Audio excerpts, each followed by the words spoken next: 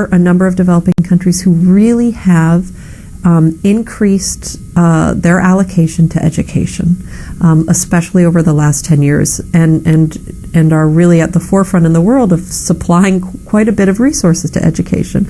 And that isn't even sufficient, frankly, for for reaching all their kids. This is At Brookings, a weekly, in-depth look at issues behind the news.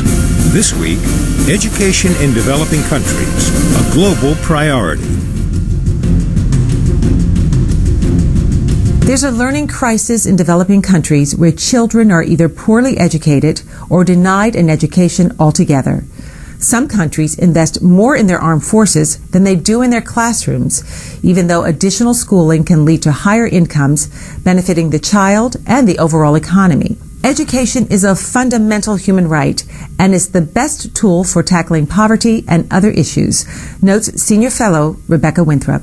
Rebecca, you write that there is a learning crisis that is affecting the developing world. And this crisis, you say, has three distinct dimensions. If we look at what are the actual problems of the learning crisis, and this is really across the developing world, a lot of kids are getting into school, but there is still a problem of a number of very marginalized groups who are not. And so there's groups who are still not getting learning opportunities or opportunities to learn. And these, by and large, are kids who live in conflict countries. Half of the kids who are out of school in the world today live in countries affected by armed conflict and war and violence.